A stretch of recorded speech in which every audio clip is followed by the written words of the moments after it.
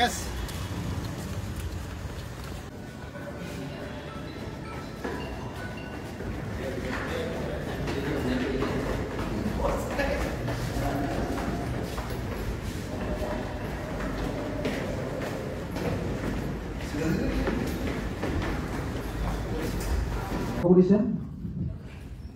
অসম আৰু অসমীয়াৰ হকে মাত মাতি অহা সাহসৰে মাত মাতি অহা ব্যক্তিগৰাকী হ'ল শৃংখল চলিহা আৰু তেখেতক সাহসিকতাৰ বটাৰে আমি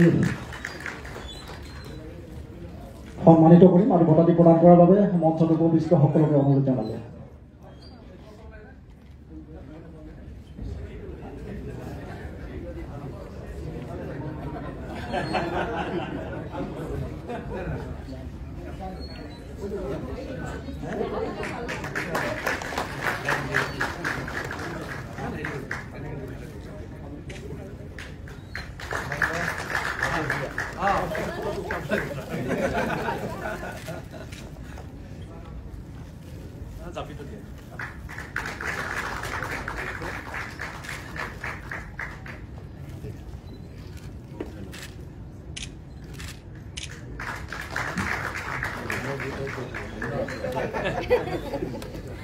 ধন্যবাদ।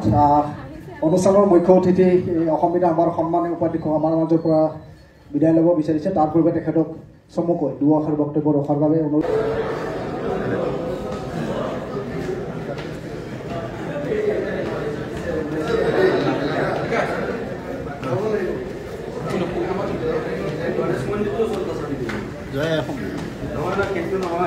মই লোকেশ্যন দি আছোঁ।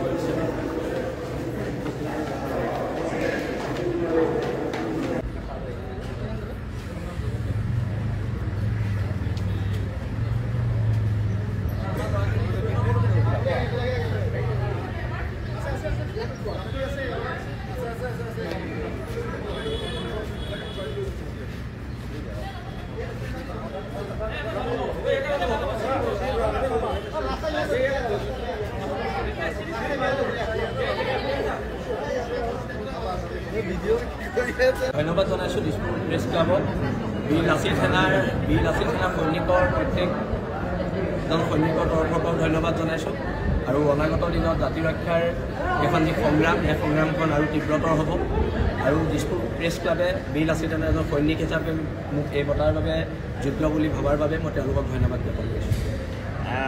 অন্য এটা কথা সুধোঁ, আপোনাক চৰকাৰে PSO দিছিলে, সেই উভতাই পঠালে, ফেচবুকত আপুনি নিজে লিখিছে, কথাটো অকণমান ভালকৈ কৈ দিব।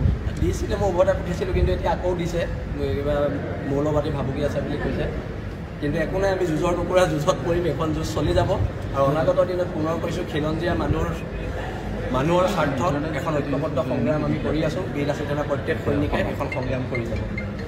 আজি চৰকাৰে নিযুক্তি পৰীক্ষা পাতিছে, আজিও আচলতে ইণ্টাৰনেট কৰণ কৰিছে, যাৰ ফলত একাংশ লোকৰ কিন্তু যথেষ্ট অসুবিধা হৈছে। নিশ্চয়কৈ বহুত লোকৰ অসুবিধা হৈছে। আচলতে ইণ্টাৰনেটটো কৰ্তন কৰিব নালাগে, আমি যিমান দূৰ বুজি পাওঁ। ইণ্টাৰনেট মোবাইলটো তাত সোমোৱাব নিদিলেই হয়তো সৰু কথা আৰু কথাবিলাক এনেকুৱা। উজনি অসমৰ পৰা মিয়া খেদিছিল আপোনালোকে, কিন্তু এতিয়া ঠিকাদাৰসমূহে মিয়া আকৌ নিবলৈ চেষ্টা কৰিছে, কিন্তু উৰাই আনিছে। ভালে হৈছে, আমি যিটো কাম কৰিব লাগে তেওঁলোকে কৰি আছে, আমি এইকেইদিন ফ্ৰী হৈ আছোঁ। ঠিক আছে।